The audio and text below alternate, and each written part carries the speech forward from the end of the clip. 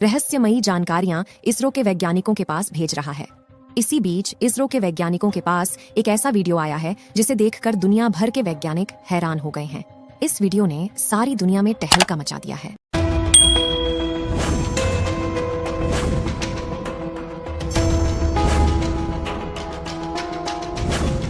चंद्रयान-3 का प्रज्ञान rover Vikram lander से बाहर निकलकर चांद की सतह। वीडियो को दिखाने से पहले हम आपको कुछ जानकारियां देते हैं। प्रज्ञान रोवर चांद के दूर दराज इलाकों में घूम रहा है और चांद की वीडियो को इसरो के वैज्ञानिकों के पास भेज रहा है। चंद्रयान-3 का विक्रम लैंडर 23 अगस्त के दिन चांद की सतह पर शाम को 6:04 पर सफलतापूर्वक सॉफ्ट लैंडिंग किया था।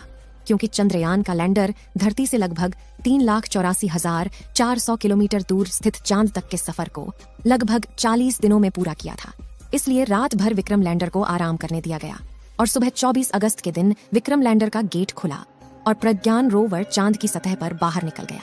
इस वीडियो में आप देख सकते हैं कि चंद्रयान-3 का रोवर प्रज्ञान कैसे धीरे धीरे चांद की सतह की ओर रवाना हो रहा है। चंद्रयान-3 के इस चहलकदमी को देख सारी दुनिया में तहलका मचा हुआ है। लेकिन दोस्तों, इसमें हैरान कर देने वाली बात यह है कि चंद्रयान का प्रज्ञान रोवर चांद की सतह पर जहां जहां भी घूम रहा है वहां पर अपने टायर के निशान छोड़ रहा है, जिसमें भारत का अशोक स्तंभ और इसरो का चिन्ह छपा हुआ है। और दोस्तों, ऐसा पहली बार हो रहा है क्योंकि चांद के दक्षिणी ध्रुव पर पहली बार भारत के चंद्रयान-3 ने ही लैंडिंग की है और इसी के साथ भारत चांद के दक्षिणी ध्रुव पर उतरने वाला पहला देश बन गया।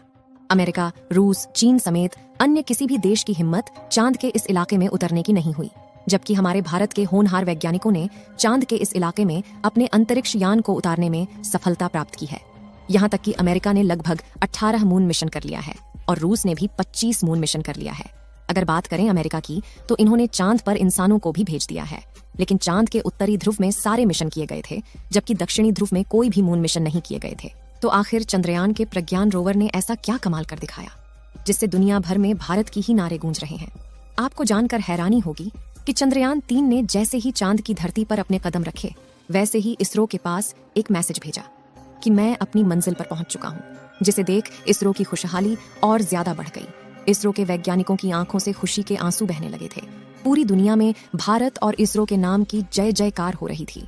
लेकिन इसी बीच हमारा विक्रम लैंडर और प्रज्ञान रोवर एक महाप्रयोग का शुभारंभ कर चुके हैं, जिसे चांद के इतिहास में सुनहरे अक्षरों में लिखा जाएगा।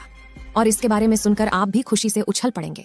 इसलिए अपनी उत्सुकता को कंट्रोल करके कुर्सी की पेटी बांध लीजिए, क्योंकि अब हम आपको जो बताने वाले हैं वो कोई साधारण बात नहीं है। दोस्तों, बात कुछ ऐसी है जैसा कि हमने आपको बताया कि 23 अगस्त के दिन चांद पर उतरने के बाद विक्रम लैंडर में थोड़ा आराम किया, क्योंकि उसने 55 लाख किलोमीटर का लंबा सफर तय किया था। और 24 अगस्त के दिन सुबह इसने अपने मिशन के अगले पड़ाव की तरफ बढ़ना शुरू किया, जो कि था चांद की सतह पर प्रज्ञान रोवर को रिलीज करना, जिसके लिए उसने अपना एक हिस्सा खोलकर प्रज्ञान को बाहर निकलने के लिए रास्ता बनाया। और जैसे ही चंद्रयान का प्रज्ञान रोवर विक्रम लैंडर के सीने से बाहर निकला, उसके बाद वह पल ऐतिहासिक बन गया। दोस्तों, चंद्रयान-3 के रोवर ने जैसे ही विक्रम से बाहर निकलकर चांद की सतह पर चलना शुरू किया, वैसे ही इसने चंदा मामा पर भारत की अमिट छाप छोड़ दी, क्योंकि इसरो ने प्रज्ञान रोवर के पहियों पर इसरो का लोगो और भारत का राष्ट्रीय प्रतीक अशोक चिन्ह को बनाया था, जिस वजह से यह चांद पर सफर करते हुए आगे बढ़ रहा है। वैसे ये अपने पीछे भारत के नेशनल सिंबल अशोक स्तंभ और इसरो के लोगो की छाप छोड़ते हुए आगे बढ़ता जा रहा है। यानी कि आज से 1000 साल बाद अगर कोई देश या एलियन प्रजाति चांद पर पहुंचेगी तो उसे भारत की यह छाप वैसी ही दिखाई देगी। लेकिन अब आपके मन में सवाल जरूर आ रहा होगा कि चांद की मिट्टी पर बने निशान कई सालों तक कैसे रह सकते हैं। ऐसा इसलिए क्योंकि चांद पर काफी पतला वातावरण है, इसलिए यहाँ पर धूल मिट्टी नहीं उड़ती। इसी वजह से साल 1969 में जब एस्ट्रोनॉट नील आर्मस्ट्रॉन्ग चांद की सतह पर पहली बार उतरे थे, तब से लेकर आज तक चांद पर उनके पैरों के निशान वैसे के वैसे मौजूद हैं। और चंदा मामा पर अपनी छाप छोड़ने के लिए भारत तो दुनिया भर की सभी एजेंसियों से सबसे आगे निकल चुका है, क्योंकि प्रज्ञान रोवर चांद के दक्षिणी ध्रुव पर जहां जहां जाएगा वहां वहां इसरो का लोगो और अशोक स्तंभ छापता जाएगा, जिसे खुद चंदा मामा भी नहीं मिटा पाएंगे। आपको बता दें कि चंद्रयान-3 के लॉन्च होने से पहले इसरो ने एक वीडियो जारी किया था, जिसमें दिखाया गया था कि प्रज्ञान रोवर जैसे जैसे आगे बढ़ता है, वह पीछे अशोक चक्र और इसरो के लोगों का निशान छोड़ता जाता है। और अब वैसे ही अपने सफर की शुरुआत करके प्रज्ञान रोवर ने चांद की खाली जमीन पर भारत की कामयाबी का कारनामा करना शुरू कर दिया। तो जैसे कि आप जानते हैं कि चंद्रयान-3 का मिशन अगले 14 दिनों तक चलने वाला है।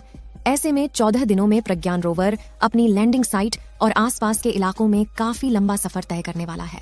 तो जरा सोचिए कि मिशन पूरा होने तक चांद के इस इलाके में अशोक स्तंभ और इसरो के लोगों की कितनी हजारों फील्ड में बन जाएंगे। चलिए दोस्तों, प्रज्ञान रोवर की बनावट और उसके मिशन की बात करते हैं, जिसे देखकर दुनिया की सभी स्पेस एजेंसी में हड़कंप मचा हुआ है। प्रज्ञान रोवर का वजन 26 किलो है। चांद की उबड़ खाबड़ सतह पर चलने के लिए इसमें 6 टायर लगाए गए हैं और इसका इलेक्ट्रिक सिस्टम इन 6 पहियों पर सवार होकर पहुंचता है और यह पावर पहुंचाता है ताकि अगर 2 पहिए मिट्टी में ढल जाए तो बाकी के 4 पहियों से खींचकर बाहर निकाल सके। इसके अलावा इसकी और पहियों को पकड़कर रखने वाली रॉकेट बोगी को काफी मजबूत बनाया गया है ताकि पत्थर या किसी चट्टान से टकरा जाता है तो इसके उपकरणों को कोई नुकसान न पहुंच पाए। वहीं इसमें पहले से बड़ा सोलर पैनल लगाया गया है जो सूरज की रोशनी 24 घंटे लगातार प्रज्ञान रोवर की बैटरी को चार्ज करता रहेगा। अब आप सोच रहे होंगे कि धूप तो 10 से 12 घंटे तक होती है, तो फिर 24 घंटे की चार्जिंग कैसे होगी?